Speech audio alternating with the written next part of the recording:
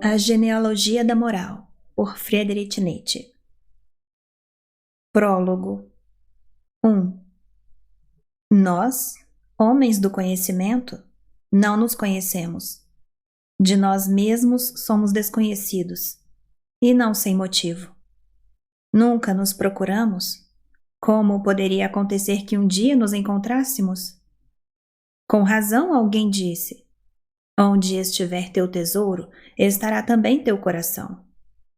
Nosso tesouro está onde estão as colmeias do nosso conhecimento.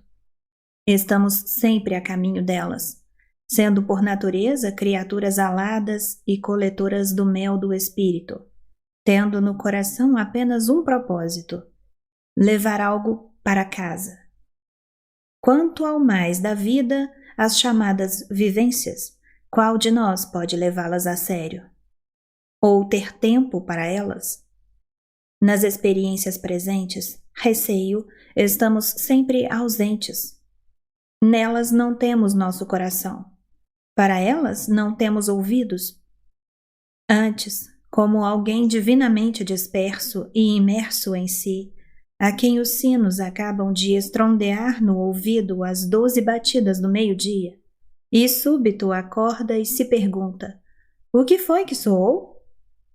Também nós, por vezes, abrimos depois os ouvidos e perguntamos, surpresos e perplexos inteiramente: o que foi que vivemos? E também, quem somos realmente? E em seguida contamos, depois, como disse, as 12 vibrantes batidas da nossa vivência, da nossa vida, nosso ser. E contamos errado, pois continuamos necessariamente estranhos a nós mesmos. Não nos compreendemos. Temos que nos mal entender. A nós se aplicará para sempre a frase: cada qual é o mais distante de si mesmo, para nós mesmos, homens do desconhecimento. 2. Meus pensamentos sobre a origem de nossos preconceitos morais, tal é o tema deste escrito polêmico, tiveram sua expressão primeira, modesta e provisória na coletânea de aforismos que leva ao título Humano, Demasiado Humano. Um livro para espíritos livres, cuja redação foi iniciada em Sorrento durante um inverno que me permitiu fazer uma parada, como faz um andarilho, e deitar os olhos sobre a terra vasta e perigosa que meu espírito percorrera até então. Isto aconteceu no inverno de 1876-1877. Os pensamentos mesmos são mais antigos. Já eram, no essencial, os mesmos que retomo nas dissertações seguintes. Esperemos que o longo intervalo lhes tenha feito bem, que tenham ficado mais maduros, mais claros, fortes, perfeitos. O fato de que eu me atenho a eles ainda hoje, de que eles mesmos se mantenham juntos de modo sempre firme, crescendo e entrelaçando-se, isto fortalece em mim a feliz confiança em que não me tenham brotado de maneira isolada, fortuita, esporádica, mas a partir de uma raiz comum, de algo que comanda na profundeza, uma vontade fundamental de conhecimento que fala com determinação sempre maior, exigindo sempre maior precisão. Pois somente assim convém a um filósofo. Não temos o direito de atuar isoladamente em nada. Não podemos errar isolados, nem isolados encontrar a verdade, mas sim com a necessidade com que uma árvore tem seus frutos, nascem em nós nossas ideias, nossos valores, nossos sims e nãos, e sis e ques, todos relacionados e relativos uns aos outros, e testemunhas de uma vontade, uma saúde, um terreno, um sol. Se vocês gostaram desses nossos frutos, mas que importa isso às árvores? Que importa isso a nós, filósofos? 3. Por um escrúpulo que me é peculiar e que confesso a contragosto, diz respeito à moral, a tudo o que até agora foi celebrado na Terra como moral. Escrúpulo que surgiu tão cedo em minha vida, tão insolicitado, tão incontido, tão em contradição com ambiente, idade, exemplo, procedência, que eu quase poderia denominá-lo meu a priori. Tanto minha curiosidade quanto minha suspeita deveriam logo deter-se na questão de onde se originam verdadeiramente nosso bem e nosso mal. De fato, já quando era um garoto de 13 anos, me perseguia o problema da origem do bem e do mal. A ele dediquei, numa idade em que se tem o coração dividido entre brinquedos e Deus, minha primeira brincadeira literária, meu primeiro exercício filosófico. Quanto à solução que encontrei então, bem, rendi homenagem a Deus, como é justo, fazendo-o pai do mal. Era isso o que exigia meu a priori de mim? Aquele novo e imoral, pelo menos imoralista a priori, e o imperativo categórico que nele falava, tão anticantiano, tão enigmático, ao qual desde então tenho dado atenção, e mais que atenção. Por fortuna, logo aprendi a separar o preconceito teológico do moral, e não mais busquei a origem do mal por trás do mundo. Alguma educação histórica e filológica, juntamente com um inato senso seletivo em questões psicológicas, em breve transformou meu problema em outro. Sob que condições o homem inventou para si os juízos de valor bom e mau? E que valor têm eles? Obstruíram ou promoveram até agora o crescimento do homem? São indício de miséria, empobrecimento, degeneração da vida? Ou, ao contrário, revela-se neles a plenitude, a força, a vontade da vida, sua coragem, sua certeza, seu futuro? Para isso encontrei e arrisquei respostas diversas. Diferenciei épocas, povos, hierarquias dos indivíduos. Especializei meu problema. Das respostas nasceram novas perguntas, indagações, suposições, probabilidades. Até que finalmente eu possuía um país meu, um chão próprio, um mundo silente, próspero, florescente, como um jardim secreto do qual ninguém suspeitasse. Oh, como somos felizes, nós, homens do conhecimento, desde que saibamos manter silêncio por algum tempo. 4. O primeiro impulso para divulgar algumas das minhas hipóteses sobre a procedência da moral me foi dado por um livrinho claro, limpo e sagaz, e maroto, no qual uma espécie contrária e perversa de hipótese genealógica, sua espécie propriamente inglesa, pela primeira vez me apareceu nitidamente, e que por isso me atraiu, com aquela força de atração que possui tudo o que é oposto e antípoda. O título do livrinho era A Origem das Impressões Morais. Seu autor, o Dr. Paul Hay. O ano de seu aparecimento, 1877. Talvez eu jamais tenha lido algo a que dissesse não, de tal modo, sentença por sentença, conclusão por conclusão, como a esse livro. Sem traço de irritação ou impaciência, porém. Na obra acima mencionada, na qual trabalhava então, eu me refiro, oportuna e inoportunamente, às teses desse livro, não para refutá-las, que tenho eu a ver com refutações, mas sim, como convém num espírito positivo, para substituir o improvável pelo mais provável, e, ocasionalmente, um erro por outro. Foi então que, como disse, pela primeira vez apresentei as hipóteses sobre origens a que são dedicadas estas dissertações, de maneira canhestra, como seria o último a negar, ainda sem liberdade, sem linguagem própria para essas coisas próprias, e com recaídas e hesitações diversas. Confira-se, em particular, o que digo em Humano, Demasiado Humano, parágrafo 45, sobre a dupla pré-história do bem e do mal, a saber, na esfera dos nobres e na dos escravos, e igualmente, no parágrafo 136, sobre valor e origem da moral ascética. Igualmente, nos parágrafos 96, 99 e no volume 2, 89, sobre a moralidade do costume, aquela espécie de moral mais antiga e primordial, que difere toto coelo, diametralmente, do modo de valorizar altruísta, que o Dr. Ré, como todos os genealogistas da moral ingleses, vê como o modo de valorar em si. Igualmente, parágrafo 92, o andarilho, parágrafo 26, Aurora, parágrafo 112, sobre a origem da justiça como um acerto entre poderosos mais ou menos iguais, o equilíbrio como o pressuposto de todo contrato, portanto, de todo direito.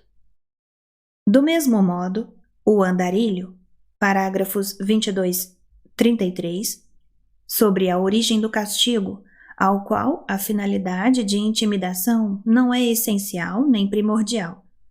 Como pensa o Dr. Ré, ela lhe é, isto sim, enxertada em determinadas circunstâncias, e sempre como algo acessório, adicionado. 5. No fundo, interessava-me algo bem mais importante do que revolver hipóteses, minhas ou alheias, acerca da origem da moral. Mais precisamente, isso me interessava apenas com vista a um fim para o qual era um meio entre muitos. Para mim, tratava-se do valor da moral, e nisso eu tinha de me defrontar sobretudo com o meu grande mestre Schopenhauer, ao qual aquele livro, a paixão e a secreta oposição daquele livro se dirigem, como a um contemporâneo. Também ele era um escrito polêmico. Tratava-se, em especial, do valor do não-egoísmo, dos instintos de compaixão, abnegação, sacrifício, que precisamente Schopenhauer havia dourado, divinizado e idealizado, por tão longo tempo que, afinal, eles lhe ficaram como valores em si, com base nos quais ele disse não à vida e a si mesmo. Mas, precisamente contra esses instintos, manifestava-se em mim uma desconfiança cada vez mais radical, um ceticismo cada vez mais profundo. Precisamente nisso enxerguei o grande perigo para a humanidade, sua mais sublime sedução e tentação. A quê? Ao nada? Precisamente nisso enxerguei o começo do fim, o ponto morto, o cansaço que olha para trás, a vontade que se volta contra a vida, a última doença anunciando-se terna e melancólica. Eu compreendi a moral da compaixão, cada vez mais se alastrando, capturando e tornando doentes até mesmo os filósofos, como o mais inquietante sintoma dessa nossa inquietante cultura europeia, como o seu caminho sinuoso em direção a um novo budismo? A um budismo europeu? A um niilismo? Pois essa moderna preferência e superestimação da compaixão por parte dos filósofos é algo novo. Justamente sobre o não valor da compaixão, os filósofos estavam até agora de acordo. Menciono apenas Platão, Spinoza, La Rochefoucauld e Kant. 4 espíritos tão diversos quanto possível um do outro, mas unânimes em um ponto: na pouca estima da compaixão. 6. Este problema do valor da compaixão e da moral da compaixão, eu sou um adversário do amolecimento moderno dos sentimentos. À primeira vista parece ser algo isolado, uma interrogação à parte. Mas quem neste ponto se detém, quem aqui aprende a questionar, a este sucederá o mesmo que ocorreu a mim, Uma perspectiva imensa se abre para ele. Uma nova possibilidade dele se apodera como uma vertigem. Toda espécie de desconfiança, suspeita e temor salta adiante. Cambaleia a crença na moral, em toda moral. Por fim, uma nova exigência se faz ouvir. Enunciemo-la, esta nova exigência. Necessitamos de uma crítica dos valores morais. O próprio valor desses valores deverá ser colocado em questão. Para isso, é necessário um conhecimento das condições e circunstâncias nas quais nasceram, sob as quais se desenvolveram e se modificaram. Moral como consequência, como sintoma, máscara, tartufice, doença, mal entendido. Mas também moral como causa, medicamento, estimulante, inibição, veneno. Um conhecimento tal como até hoje nunca existiu nem foi desejado. Tomava-se o valor desses valores como dado, como efetivo, como além de qualquer questionamento. Até hoje não houve dúvida ou hesitação em atribuir ao bom valor mais elevado que ao mal. Mais elevado no sentido da promoção, utilidade e influência fecunda para o homem, não esquecendo o futuro do homem. E se o contrário fosse a verdade? E se no bom houvesse um sintoma regressivo, como um perigo, uma sedução, um veneno, um narcótico, mediante o qual o presente vivesse como que às expensas do futuro? Talvez de maneira mais cômoda, menos perigosa, mas também num estilo menor, mais baixo. De modo que precisamente a moral seria culpada de que jamais se alcançasse o supremo brilho e potência do tipo homem. De modo que precisamente a moral seria o perigo entre os perigos. 7. Em suma, desde que para mim se abriu essa perspectiva, tive razões para olhar em torno, em busca de camaradas doutos, ousados e trabalhadores. Ainda hoje olho. O objetivo é percorrer a imensa, longínqua e recôndita região da moral que realmente houve, que realmente se viveu, com novas perguntas, com novos olhos. Isto não significa praticamente descobrir essa região? Se para isso pensei no mencionado Dr. He, entre outros, isto ocorreu por não duvidar que a natureza mesma das suas questões o levaria a métodos mais corretos para alcançar as respostas. Teria me enganado nisso? Meu desejo, em todo caso, era dar a um olhar tão agudo e imparcial uma direção melhor, a direção da efetiva história da moral, prevenindo-o a tempo contra essas hipóteses inglesas que se perdem no azul. Pois é óbvio que uma outra cor deve ser mais importante para um genealogista da moral. O cinza, isto é, a cor documentada, o efetivamente constatável, o realmente havido. Numa palavra, a longa, quase indecifrável escrita hieroglífica do passado moral humano.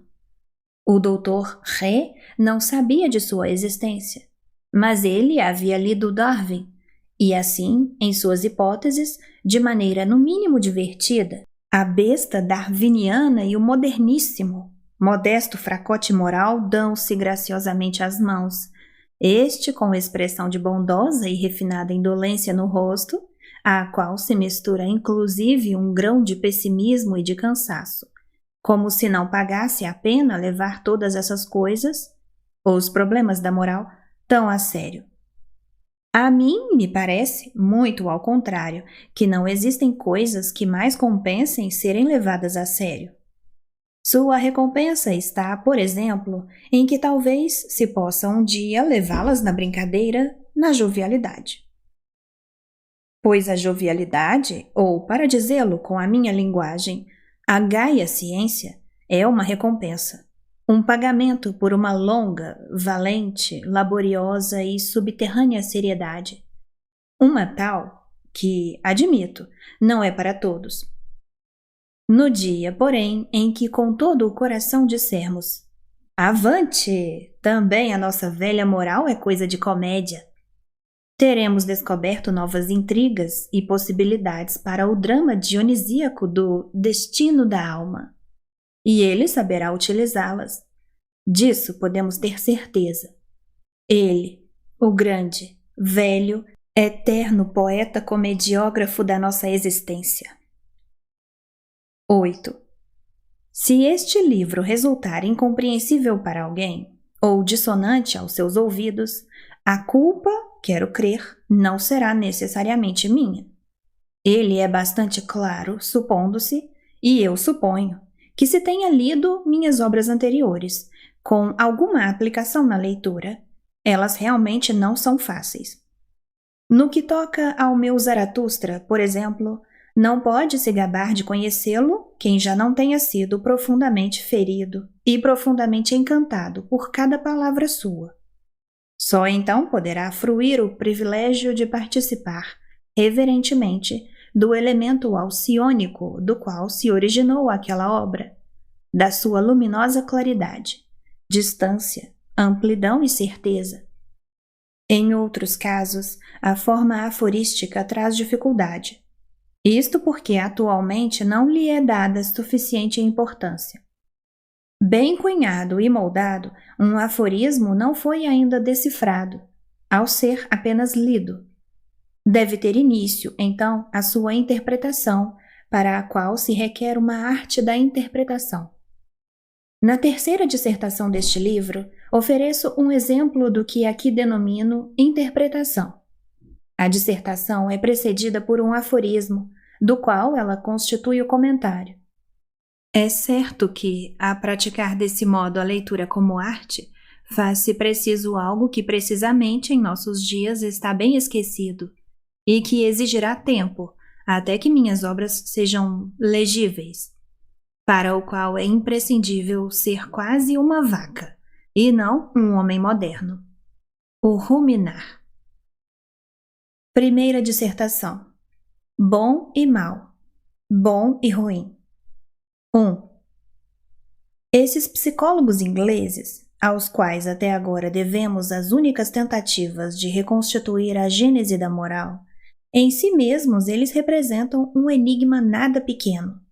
E é como enigmas em carne e osso, devo admitir, que eles têm uma vantagem essencial sobre seus livros. Eles são interessantes. Esses psicólogos ingleses, que querem eles afinal? Voluntariamente ou não, estão sempre aplicados à mesma tarefa, ou seja, colocar em evidência o lado vergonhoso de nosso mundo interior e procurar o elemento operante, normativo, decisivo para o desenvolvimento, justamente ali onde o nosso orgulho intelectual menos desejaria encontrá-lo. Por exemplo, na força da inércia, do hábito, na faculdade do esquecimento, numa cega e casual engrenagem ou trama de ideias, ou em algo puramente passivo, automático, reflexo, molecular e fundamentalmente estúpido. O que impele esses psicólogos sempre nesta direção? Seria um secreto, pérfido, vulgar, a si mesmo talvez inconfesso instinto de apequenamento do homem? Ou, digamos, uma suspicácia pessimista, a desconfiança de idealistas desencantados, ensombrecidos, enfim, venenosos e enraivecidos? Ou um certo desamor e rancor subterrâneo ao cristianismo e a Platão, que talvez não tenha sequer alcançado o limiar da consciência? Ou mesmo um gosto lascivo pelo que é estranho, dolorosamente paradoxal, problemático e absurdo na existência? Ou, por fim, de tudo alguma coisa, um pouco de vulgaridade, um pouco de pessimismo, um pouco de anticristianismo, um pouco de comichão e gosto por pimenta? Mas ouço dizer que não passam de velhos sapos frios e aborrecidos, pulando e se arrastando dentro e em torno do homem, como se nele estivessem no seu elemento, isto é, num pântano. Ouço isto com relutância, mais ainda, com descrença.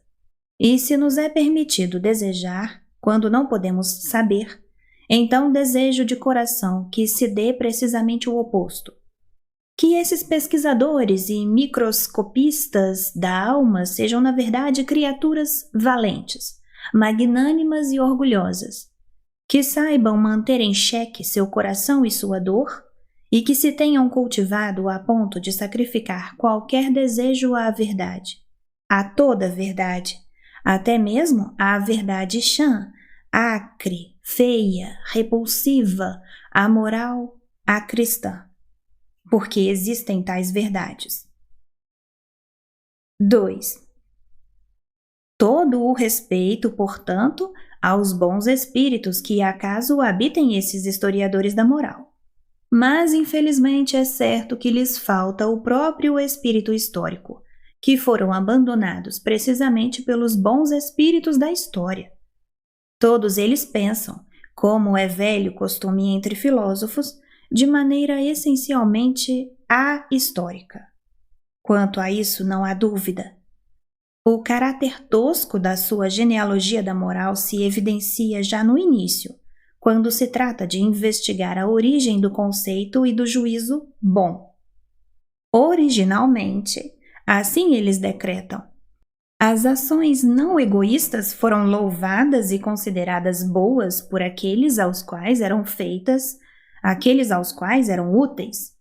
Mais tarde foi esquecida essa origem do louvor e as ações não egoístas, pelo simples fato de terem sido costumeiramente tidas como boas, foram também sentidas como boas, como se em si fossem algo bom. Logo se percebe, esta primeira dedução já contém todos os traços típicos da idiosincrasia dos psicólogos ingleses. Temos aí a utilidade, o esquecimento, o hábito e, por fim, o erro. Tudo servindo de base a uma valoração da qual o homem superior até agora teve orgulho, como se fosse um privilégio do próprio homem. Este orgulho deve ser humilhado e esta valoração desvalorizada. Isso foi feito? Para mim, é claro, antes de tudo, que essa teoria busca e estabelece a fonte do conceito bom no lugar errado.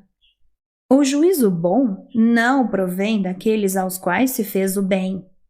Foram os bons mesmos, isto é, os nobres, poderosos, superiores em posição e pensamento, que sentiram e estabeleceram a si e a seus atos como bons. Ou seja, de primeira ordem, em oposição a tudo que era baixo, de pensamento baixo, e vulgar e plebeu.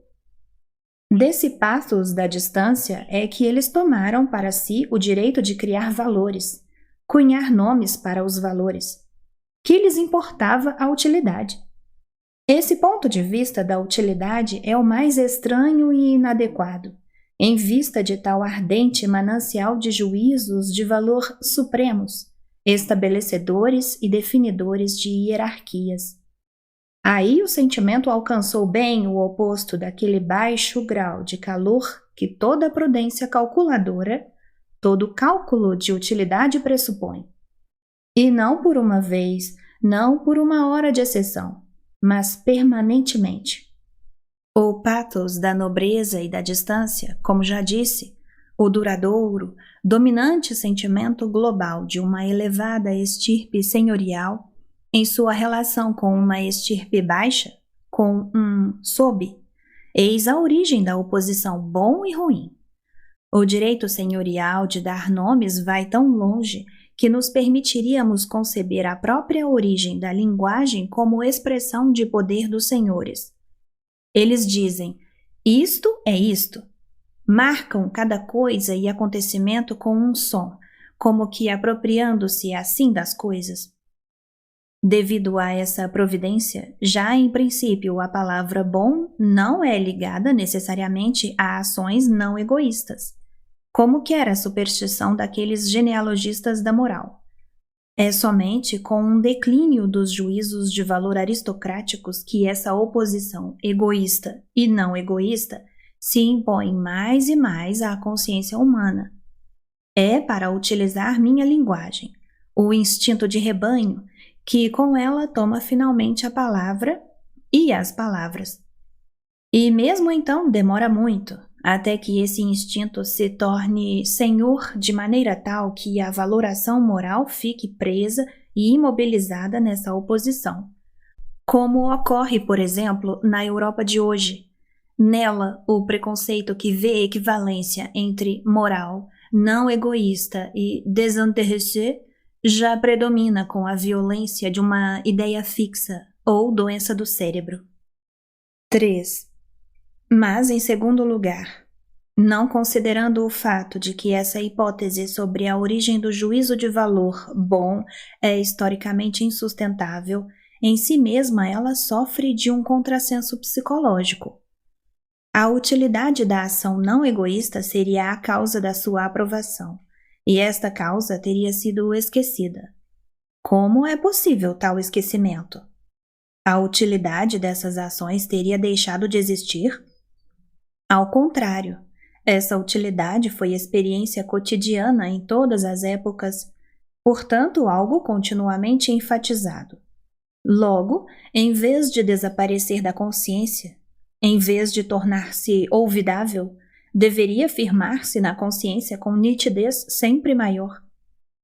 Bem mais razoável é a teoria oposta, nem por isso mais verdadeira, defendida por Herbert Spencer, por exemplo, que estabelece o conceito bom como essencialmente igual a útil, conveniente, de modo que nos conceitos bom e ruim, a humanidade teria sumariado e sancionado justamente as suas experiências inesquecidas e inesquecíveis acerca do útil conveniente e do nocivo inconveniente. Bom é, segundo essa teoria, o que desde sempre demonstrou ser útil. Assim, pode requerer validade como valioso no mais alto grau, valioso em si. Também essa via de explicação é errada, como disse, mas ao menos a explicação mesma é razoável e psicologicamente sustentável. 4. A indicação do caminho certo me foi dada pela seguinte questão. Que significam exatamente, do ponto de vista etimológico, as designações para bom cunhadas pelas diversas línguas? Descobri então que todas elas remetem à mesma transformação conceitual, que, em toda parte, nobre, aristocrático, no sentido social, é o conceito básico a partir do qual necessariamente se desenvolveu bom, no sentido de espiritualmente nobre, aristocrático, de espiritualmente bem-nascido, espiritualmente privilegiado.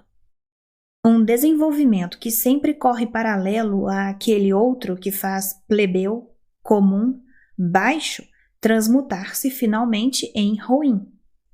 O exemplo mais eloquente deste último é o próprio termo alemão ruim, o qual é idêntico a simples. Confira-se simplesmente, e originalmente designava o homem simples, comum, ainda sem olhar depreciativo, apenas em oposição ao nobre. Mais ou menos ao tempo da Guerra dos 30 Anos, ou seja, bastante tarde, este sentido modificou-se no sentido atual.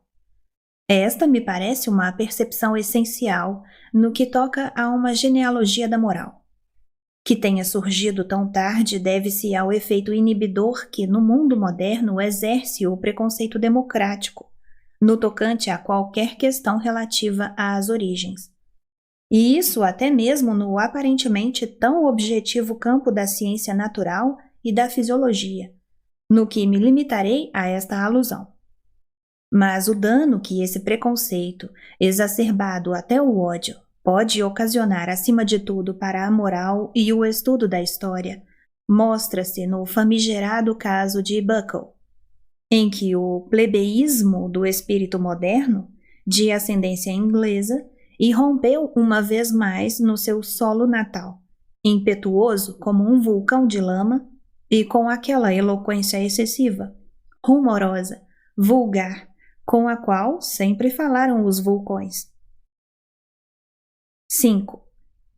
Com relação ao nosso problema, que por bons motivos pode ser chamado um problema silencioso e que de maneira exigente se dirige a bem poucos ouvidos, é de interesse nada pequeno constatar que, nas palavras e raízes que designam o bom, transparece ainda com frequência a nuance cardeal pela qual os nobres se sentiam homens de categoria superior. É verdade que, talvez na maioria dos casos, eles designam a si mesmos conforme simplesmente a sua superioridade no poder, como os poderosos, os senhores, os comandantes, ou segundo o signo mais visível desta superioridade. Por exemplo, os ricos, os possuidores. Este o sentido de área e de termos correspondentes em iraniano e eslavo, mas também segundo um traço típico do caráter. E é este caso que aqui nos interessa. Eles se denominam, por exemplo, os vorazes. Primeiramente a nobreza grega, cujo porta-voz é o poeta Teógenes de Megara. A palavra cunhada para este fim, bom, nobre, significa, segundo sua raiz, alguém que tem realidade, que é real, verdadeiro. Depois, numa mudança subjetiva, significa o verdadeiro enquanto veraz. Nesta fase da transformação conceitual, ela se torna lema e distintivo da nobreza e assume inteiramente o sentido de nobre, para diferenciação perante o homem comum mentiroso, tal como Teógenes o vê e descreve, até que finalmente, com o declínio da nobreza, a palavra resta para designar a aristocracia espiritual, tornando-se como que doce e madura. Na palavra mau, feio, assim como em tímido, covarde, o plebeu, em contraposição ao bom, enfatiza-se a covardia. Isto sugere, talvez, em que direção se deve buscar a origem etimológica de bom, passível de interpretações diversas. O latim malus, ao qual relaciona o negro, poderia caracterizar o homem comum como o homem de pele escura, sobretudo como de cabelos negros. Como o habitante pré-ariano do território da Itália, que talvez da cor se distinguia claramente da raça loura, ariana, dos conquistadores tornados senhores. Ao menos o gaélico me oferece um caso correspondente.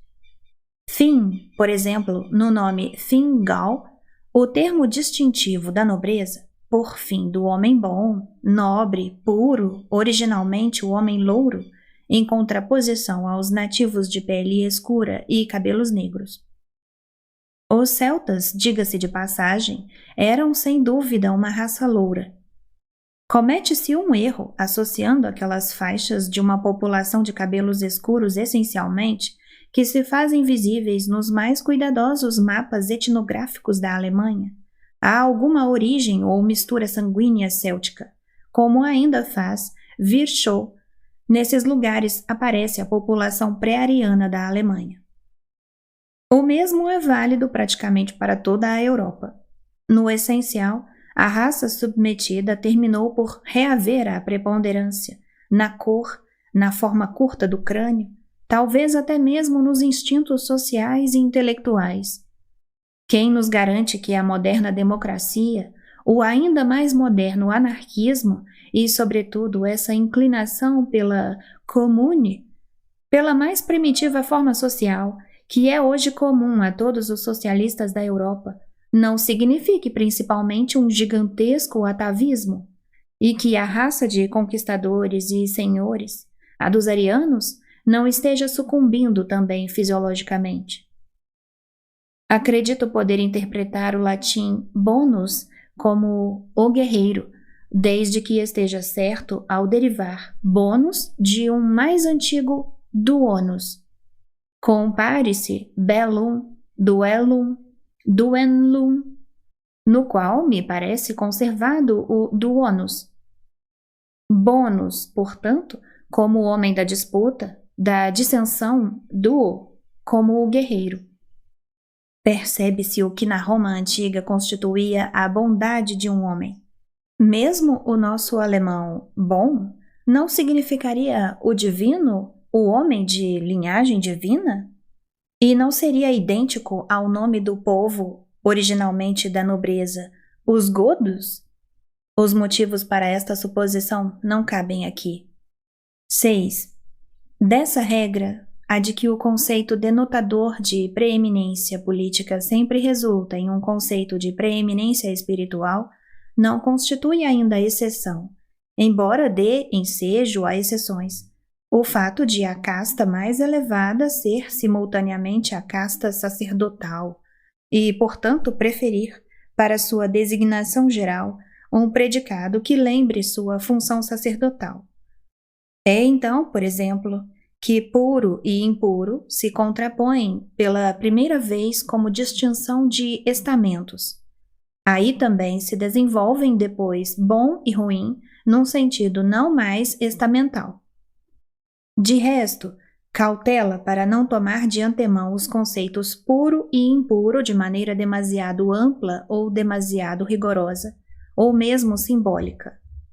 Os conceitos da humanidade antiga foram inicialmente compreendidos, numa medida para nós impensável, de modo grosseiro, tosco, improfundo, estreito, sobretudo e francamente assimbólico.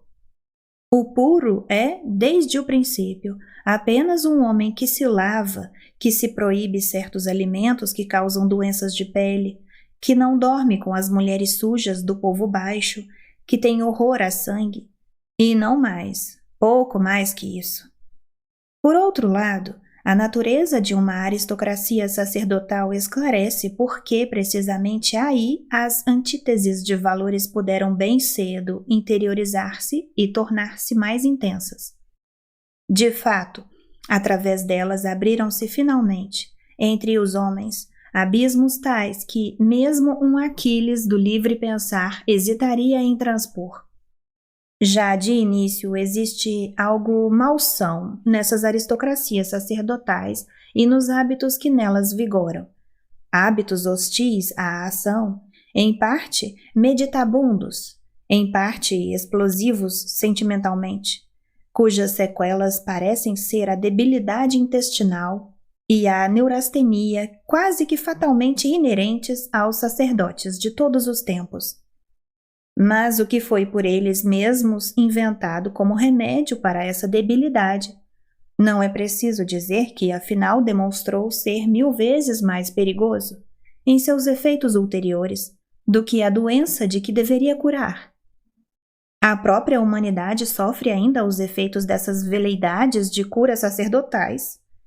Lembremos, por exemplo, certas formas de dieta, abstenção de carne, o jejum, a continência sexual, a fuga para o deserto, o isolamento de Weir Mitchell, claro que sem a subsequente cura de engorda e superalimentação, na qual reside o mais eficaz antídoto contra toda a histeria do ideal ascético. A isso junte-se a metafísica antissensualista dos sacerdotes, apta a fabricar indolentes e refinados, a sua auto-hipnose à maneira dos faquires e brahmanes, o Brahma usado como botão de vidro e ideia fixa, e, por fim, o muito compreensível enfado geral com a sua cura radical. O nada, ou Deus, o anseio do unio mística com Deus, é o anseio budista pelo nada, pelo nirvana e nada mais. Com os sacerdotes, tudo se torna mais perigoso, não apenas meios de cura e artes médicas, mas também altivez, vingança, perspicácia, dissolução, amor, sede de domínio, virtude, doença.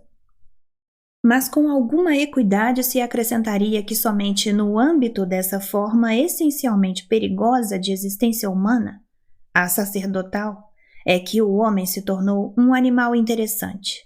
Apenas então a alma humana ganhou profundidade num sentido superior e tornou-se má.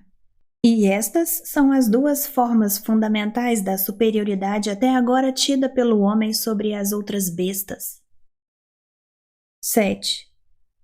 Já se percebe com que facilidade o modo de valoração sacerdotal pode derivar daquele cavalheiresco aristocrático e depois desenvolver-se em seu oposto.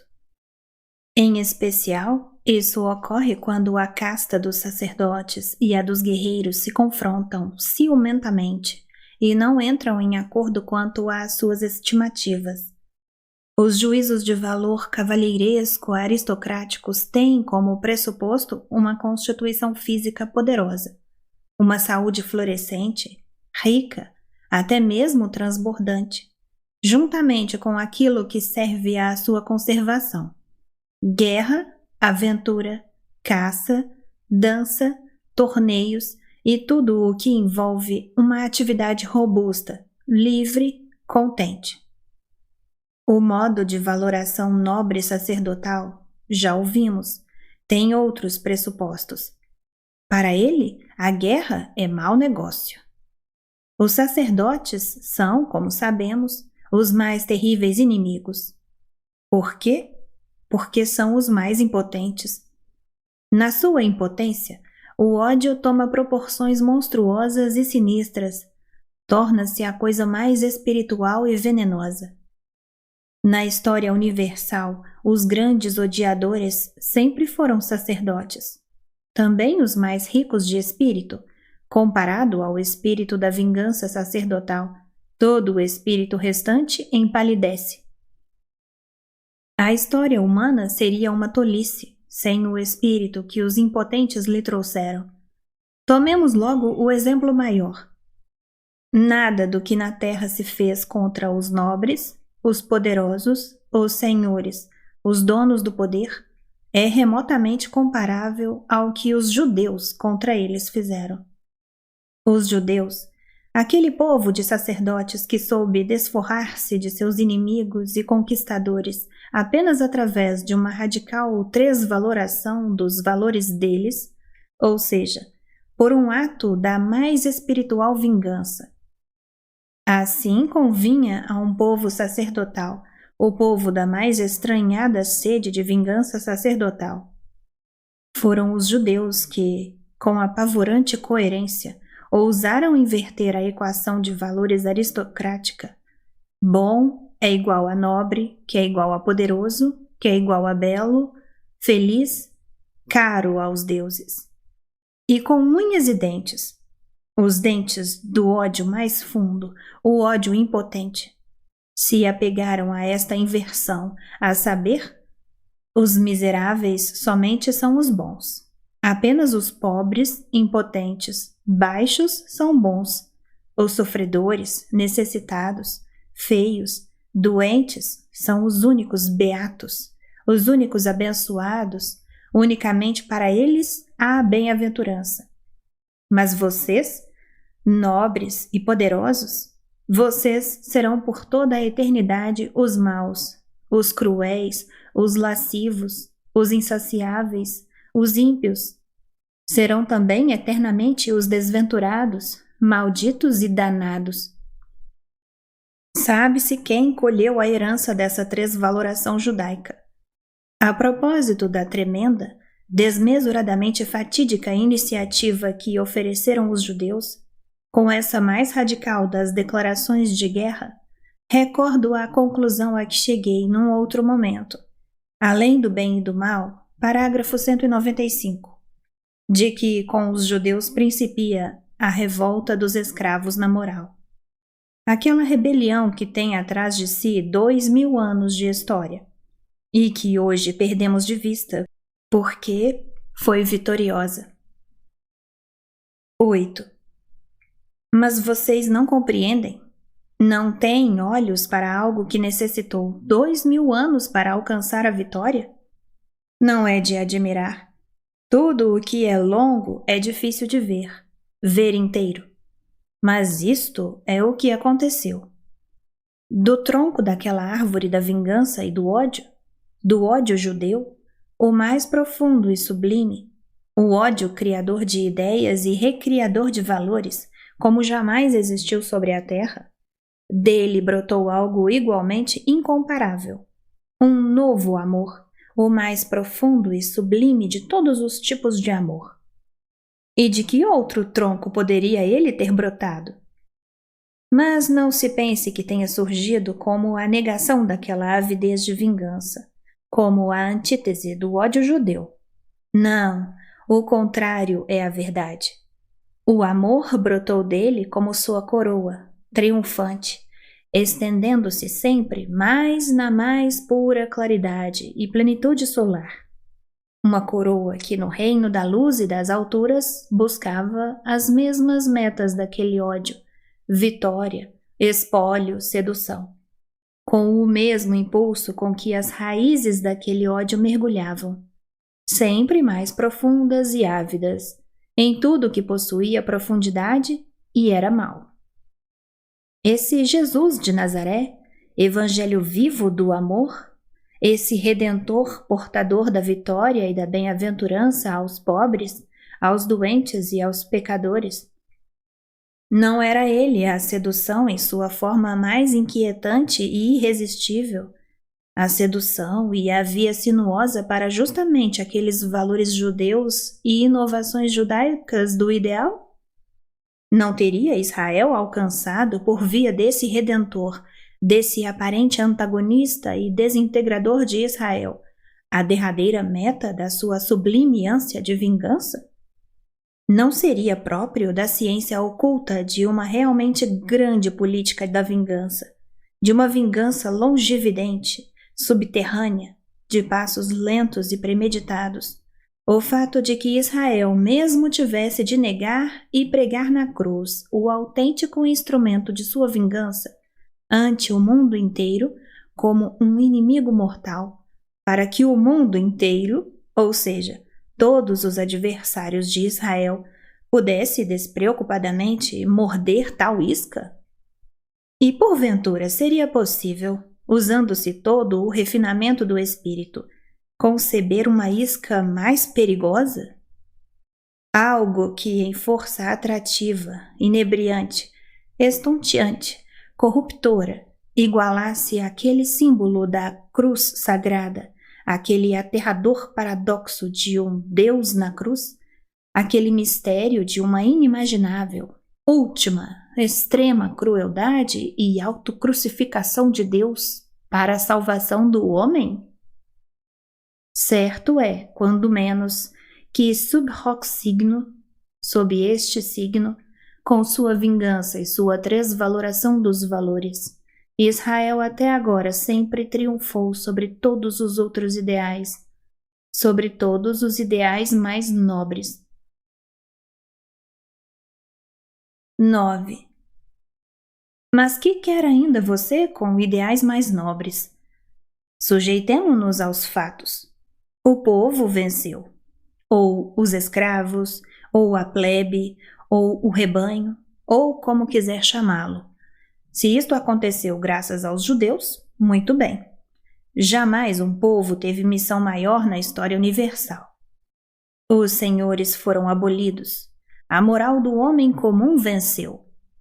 Ao mesmo tempo, essa vitória pode ser tomada como um envenenamento do sangue. Ela misturou entre si as raças. Não contesto, mas indubitavelmente essa intoxicação foi bem sucedida.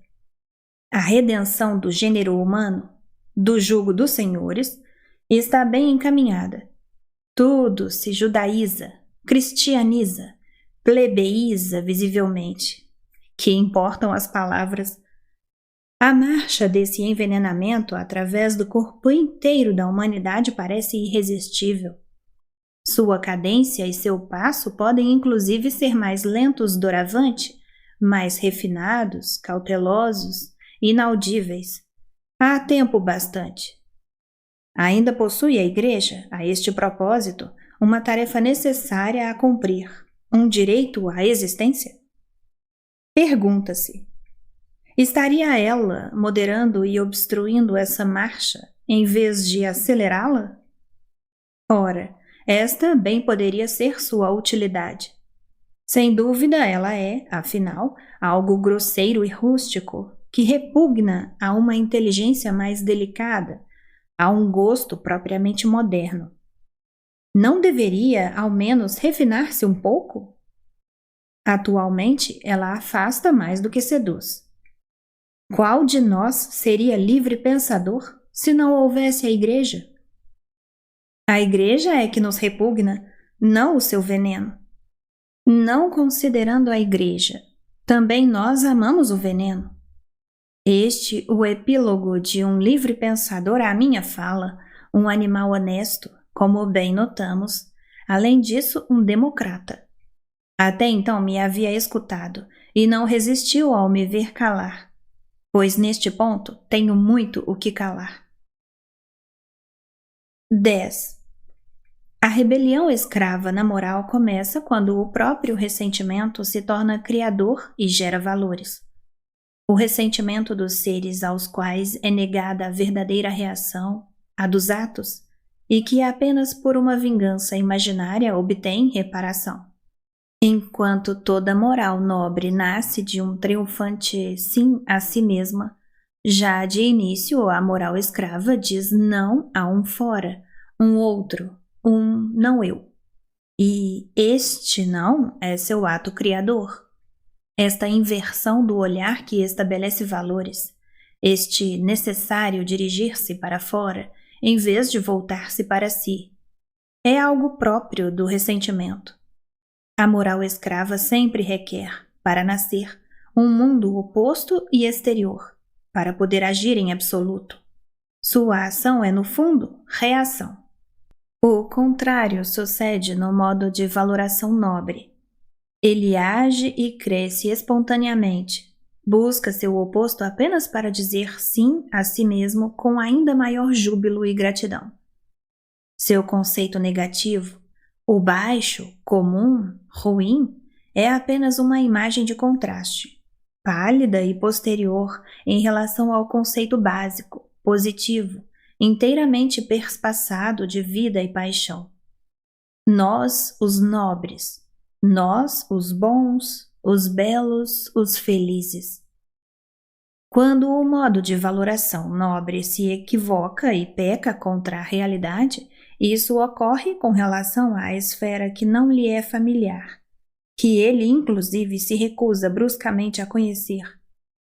Por vezes não reconhece a esfera por ele desprezada, a do homem comum, do povo baixo. Por outro lado, considere-se que o afeto do desprezo, do olhar de cima para baixo, do olhar superiormente, a supor que falseie a imagem do desprezado, em todo caso estará muito longe do falseamento com que o ódio estranhado, a vingança do impotente, atacará. In effigie, naturalmente, o seu adversário. De fato, no desprezo se acham mescladas demasiada negligência, demasiada ligeireza, desatenção e impaciência, mesmo demasiada alegria consigo, para que ele seja capaz de transformar seu objeto em monstro e caricatura. Não deixemos de notar as quase benévolas nuances que a aristocracia grega, por exemplo, põe em todas as palavras com que distingue de si mesma o povo baixo. Como nelas continuamente se mescla, açucarando-as, uma espécie de lamento, consideração, indulgência, ao ponto de quase todas as palavras que aludem ao homem comum terem enfim permanecido como expressões para infeliz, lamentável, temeroso, infeliz, sofredor, mísero. As duas últimas caracterizando-o verdadeiramente como escravo do trabalho e besta de carga. Como, por outro lado, ruim, baixo, infeliz, nunca deixaram de soar aos ouvidos gregos em um tom, com um timbre no qual infeliz predomina. Isto como herança do antigo e mais nobre modo de valoração aristocrático, que também no desprezo não nega a si mesmo. Aos filólogos seja lembrado em que sentido são usados: deplorável, pobre, miserável, ser infortunado, desgraça. Os bem-nascidos se sentiam mesmo como os felizes. Eles não tinham de construir artificialmente a sua felicidade, de persuadir-se dela, menti-la para si, por meio de um olhar aos seus inimigos, como costumam fazer os homens de ressentimento. E do mesmo modo, sendo homens plenos, repletos de força e, portanto, necessariamente ativos, não sabiam separar a felicidade da ação. Para eles, ser ativo é parte necessária da felicidade. Nisso tem origem fazer bem, estar bem. Tudo isso o oposto da felicidade no nível dos impotentes, opressos, achacados por sentimentos hostis e venenosos, nos quais ela aparece essencialmente como narcose, entorpecimento, sossego, paz, sabá, distensão do ânimo e relaxamento dos membros, ou, numa palavra, passivamente. Enquanto o homem nobre vive com confiança e franqueza diante de si mesmo, nobre de nascimento, sublinha a nuance de sincero e talvez também ingênuo. O homem do ressentimento não é franco, nem ingênuo, nem honesto e reto consigo. Sua alma olha de través. Ele ama os refúgios, os subterfúgios, os caminhos ocultos. Tudo escondido lhe agrada como seu mundo, sua segurança, seu bálsamo. Ele entende do silêncio, do não esquecimento, da espera, do momentâneo apequenamento e da humilhação própria.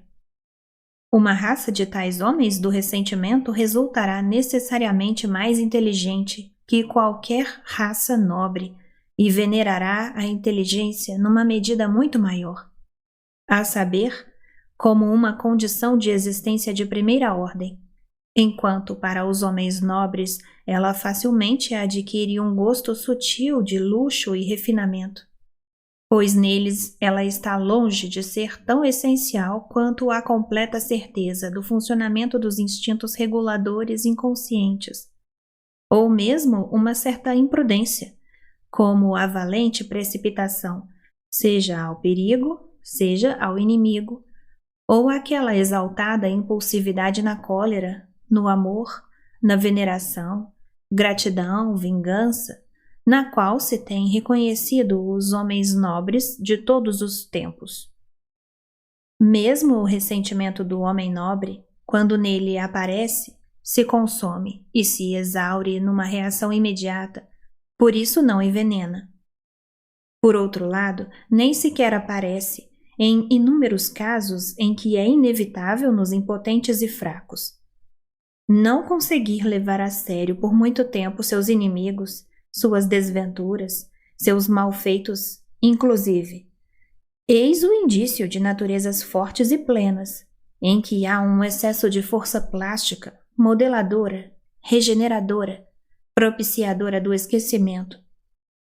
No mundo moderno, um bom exemplo é Mirabeau, que não tinha memória para os insultos e baixezas que sofria, e que não podia desculpar, simplesmente porque esquecia. Um homem tal sacode de si, com um movimento, muitos vermes que em outros se enterrariam. Apenas neste caso é possível, se for possível em absoluto, o autêntico amor aos inimigos.